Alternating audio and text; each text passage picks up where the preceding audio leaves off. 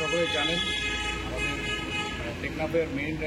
যে সংলগ্ন এলাকা, এখানে আমাদের যে অধিকাংশ লোক মাছ ধরে জীবিকা নির্বাহ করে বঙ্গোপসাগর থেকে। তো আমাদের কাছে দীর্ঘদিন ধরে একটি তথ্য ছিল যে এই যে সমস্ত মাছ ধরতে যায় সাগরে যে সমস্ত ব্যক্তিবর্গ যারা আছে এদেরকে বিভিন্ন সময়ে ছোট বড় নৌকার মাধ্যমে কিছু অসাধু ডাকাত দেশি এবং বিদেশি অস্ত্রের মাধ্যমে বিভিন্ন সময় এদের কাছ থেকে ডাকাতি করে থাকে এবং মাছ এদের কাছ থেকে ছিনতাই করে থাকে। তো এই ধরনের তথ্যের ভিত্তিতে আমরা একটা বিশেষ গোয়েন্দা তথ্য পাই যে গণিত ব্যক্তি তার কাছে সে এই ধরনের অস্ত্র সরবরাহের সাথে জড়িত। এই গোয়েন্দা তথ্যের ভিত্তিতে আমরা গতকালকে গভীর রাতে একটি বিশেষ অভিযান পরিচালনা করি এবং গণিত ব্যক্তি মোহাম্মদ শহীদ এর বাড়ি থেকে বাড়ির ঠিক পার্শ্ববর্তী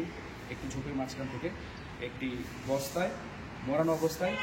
বিদেশি একটি আগ্নেয়াস্ত্র, যার সাথে একটি ম্যাগাজিন এবং ভিতরে 8 রাউন্ড লাইভ অ্যামুনেশন ছিল এবং এই লাইভ অ্যামুনেশন সহ আমরা বর্ণিত ব্যক্তিটিকে আটক করতে সক্ষম হই। বাংলাদেশ কোস্টগার্ড আমাদের টেকনাফ বঙ্গোপসাগরে, টেকনাফ এবং কক্সবাজার এবং পুরো বঙ্গোপসাগরে যেন আমাদের যে মাঝি যারা আছেন এরা যেন সঠিকভাবে সুস্থ এবং নিরাপদভাবে মাছ ধরতে পারে, এটা সবসময়ই নিশ্চিত করে আসছে। এই ধরনের অভিযান ভবিষ্যতেও চলমান থাকবে ইনশাআল্লাহ। আমাদের বিশেষ গোয়েন্দা তথ্যের ভিত্তিতে আমরা গণিত ব্যক্তির বাড়িতে তল্লাশি চালাই এবং সেই তল্লাশির প্রেক্ষিতে আমরা উত্তরবর্তী বাড়ি থেকে আমরা এই বিদেশি আগ্নেয়াস্ত্রটি আমরা এ ধরনের কোনো কিছু নয়। ব্যাপারটা উক্ত ব্যক্তিটির বাড়িতে আমাদের কাছে আগে থেকে তথ্য ছিল এবং উক্ত ব্যক্তিটির বাড়িতে গিয়েই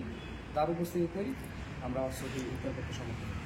অস্ত্রটি এই ব্যক্তির যে বাসস্থান রয়েছে এই ব্যক্তিটির বাসস্থানে আমরা প্রথমে তল্লাশি করি, বাসস্থানে তল্লাশি করে আমরা না পেয়ে বাসস্থানের পাশে ঠিক যে তার বিল্ডিং ঘরটি রয়েছে তার পাশে একটি ঝোপ,